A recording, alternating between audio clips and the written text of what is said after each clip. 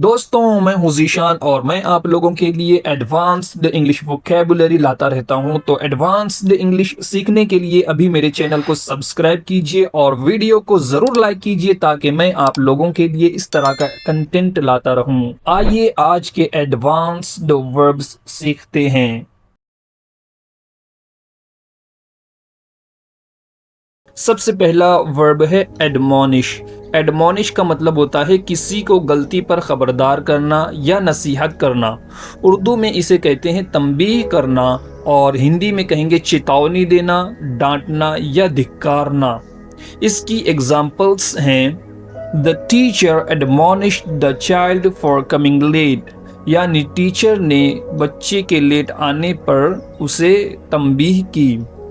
You should admonish her for her rude behavior, यानी तुम्हें उसे उसके बर्ताव पर, उसके बुरे बर्ताव पर तंबीह करना चाहिए या चेतावनी देना चाहिए। अगला वर्ब है एडॉर्न। एडॉर्न का मतलब होता है किसी चीज को डेकोरेट करना, किसी चीज को और ज्यादा खूबसूरत बनाना। इसकी एग्जाम्पल्स हैं फ्लावर्स एडॉर्न द हॉल, यानी फूलों ने हॉल को खूबसूरत बनाया। अगली एग्जाम्पल है I have to adorn my old bike by painting it, यानी मुझे अपनी पुरानी बाइक को पेंट करके सजाना है, आरास्ता करना है या खूबसूरत बनाना है। इस तरीके से हम इसका ट्रांसलेट कर सकते हैं। अगला वर्ब है बैनिश। बैनिश का मतलब होता है किसी को मुल्क से सज़ा के तौर पर निकाल देना, किसी को सज़ा के तौर पर मुल्क से निकाल देना। इसको उर्दू में कहेंगे जिला वतन करना। और इसका दूसरा मीनिंग है खौफ या ख्याल या किसी दूसरी फीलिंग को अपने दिमाग या दिल से निकाल देना।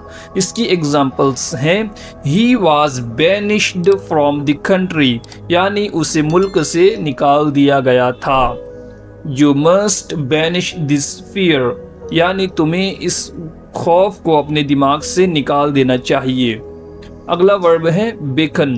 बेकन का मतलब होता है किसी को हाथ के इशारे से बुलाना या किसी को सिर्फ इशारा करना। इसकी एग्जाम्पल है शी बेकन्ड हिम, यानी उसने उसे इशारा किया, यानी उसने उसे इशारा किया या उसने उसको बुलाया, इशारे से बुलाया। अगला वर्ब है रेलिश। रेलिश यानी किसी चीज़ को बहुत ज़्यादा इंजॉय करना, किसी चीज़ से बहुत ज़्यादा लुत्फ़ अंदोज़ होना।